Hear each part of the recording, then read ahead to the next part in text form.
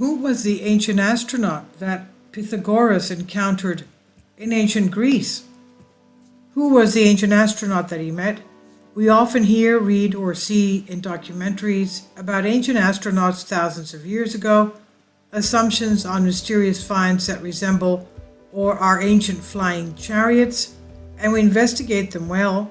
However, it seems that we have missed a recorded testimony as well as an association in the so-called historic years of Pythagoras with a certain astronaut who came riding on an arrow, which this is how they classified spaceships at that time. Saita, arrow. In other words, when you make a paper plane, it's a paper arrow. Now, the ancient astronaut Pythagoras encountered. The god Apollo is known for his incomparable accuracy in archery. His arrows never fail. He used this ability to take revenge on the Cyclops, whom he considered responsible for the death of Asclepius' son. With great skill, he aimed his bow, and with a single arrow, he killed all the Cyclops. So the legend goes. After the killing, the arrow flew by itself? ? And we ask, how is that possible? Well, it flies by itself because obviously it's a self-propelled craft or a drone type of a thing. So after the killing, the arrow fled by itself. It hid in the temple of Apollo in the country of the Hyperboreans, that is, all the way up north. This flying arrow was given by the god to the Hyperborean priest Avarice, on which he was carried on his journey from Hyperborea to the island of Delos in the Aegean Sea of Greece.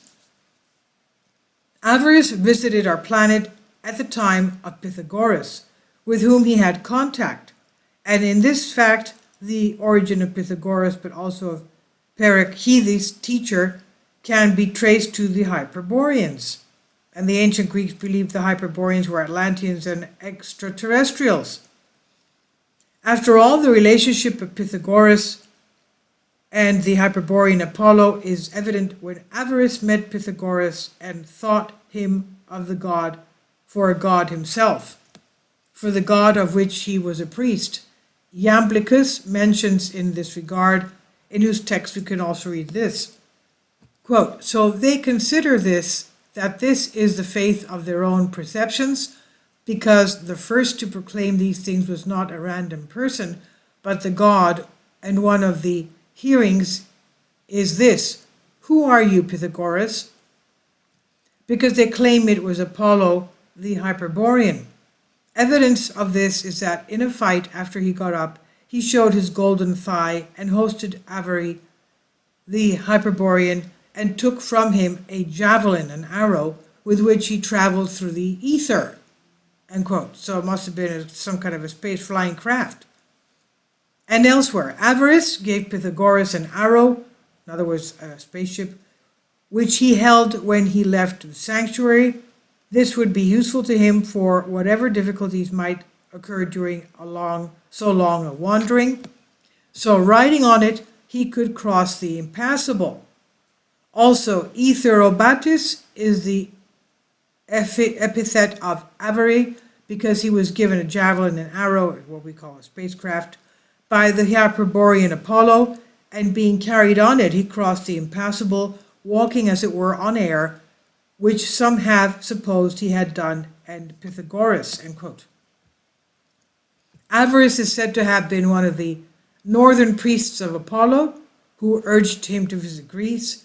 According to the Neoplatonists, and especially the work of On the Pythagorean Life, Iamblichus calls him a Scythian who came from the north, being inexperienced in Greek education, uninitiated in advances and advanced in age.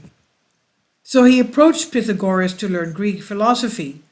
Pythagoras then, in order to introduce him to the various Pythagorean theorems, did not apply the pedagogical method, but the 5-year silence and the other tests, but in a short time he taught him the books on nature and on the gods. Avarice, the text continues, emphasizing and repeating his northern origin from Hyperborea, was old and very wise. He had come to Greece and at that time was returned to his homeland, but he wondered and the road brought him to Italy, where he saw Pythagoras and found that there is no other man like him. And he gave Pythagoras the quiver, the arrow, that is the spacecraft, which Avarice had and had been holding since he left his country. Avarice had used this arrow, spacecraft, because riding on it he could pass through all the difficulties he would encounter during his great wanderings, and on this, therefore, he could cross the impassable, hence rivers, lakes, swamps, and mountains. Pythagoras says Iamblichus accepted the arrow as something natural, as if he expected it, without at all being surprised or asking why he gave it to him, but took Avarice aside and showed him his thigh, which was gold, giving him a sign that he was not mistaken. Pythagoras then listened to Avarice, one by one, everything that is inside the sanctuary of the sovereign Apollo, and he assured him that everything was exactly so. He also begged him to stay in Italy and teach those he met.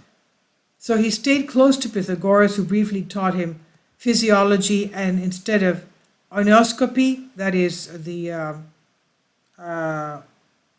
omens, reading the omens, with sacrifices, gave him prognostication by numbers, because he believed that this is the most pure. And other exercises of the spirit, the most appropriate ones, he handed over to Avarice. Apart from Pythagorean philosophy, Avarice was also introduced to the Orphic philosophy, Orpheus, son of Calliope, that his mother had initiated him on Mount Pangaeon. He also taught Pythagoras and taught him that number is the certain essence of the gods, and that through numbers a wonderful prediction of future events is made. In his turn, Pythagoras taught all this to Avarice, and taught him that instead of divining with blood and slaughter, the surest knowledge is through numbers. He taught him a perfect knowledge of all truth, which had been deduced through arithmetical science. Avarice, according to legend, was never seen neither drinking nor eating anything. Once Varice, the cruelest of the tyrants of the cities of the great Greece, took Avarice and Pythagoras prisoner because he saw them conversing, and because Avarice, instead of admiring the tyrant, admired Pythagoras, and asked him many questions, above all of a sacred nature, such as, for example, what is the providence of the gods for men? What is the relation of statues and whether they should be worshipped? What are the heavenly bodies and those that revolve around the earth? And much more. Pythagoras continued to teach Avarice that all things depend on and are governed by the power of the God, and that the power of the soul dominates the freedom of the will. He went on to discuss thoroughly about the perfect energy of reason and mind, about the arrogance of speech, tyranny, chance, injustice, human greed, and concluded that all worldly things are without any value. He then gave him a divine counsel about the excellent life and comparing it with the corrupt life. He showed him that diseases and other grievous calamities of the body are the fruits of debauchery. He revealed to him the distinction between those that come from fate and predestination and those that come from the mind. In this way, then, Avarice was introduced to the Pythagorean philosophy and learned its main doctrines, and he must have been one of the greatest Pythagoreans. The legends and sources do not say whether he returned to the country from where he came down to relay the philosophy he was taught. It would be more likely that he returned and transmitted to them the Pythagorean philosophy, and especially the doctrine of the immortality of the soul, for which the Scythians were known in antiquity. And this is by Professor of the University of Athens, Voula Lampropoulou, excerpt from Mythagogia, Mythology. This is translated for you. I've translated from a Greek article. Please leave your comments. Thank you for your support. Kindly support my Patreon account. The daily posts are 5 videos daily, and they are totally different from what I have on my YouTube channel. Thank you so much for your support and that you find all my content so interesting. You'll find the Patreon account details in the description box below.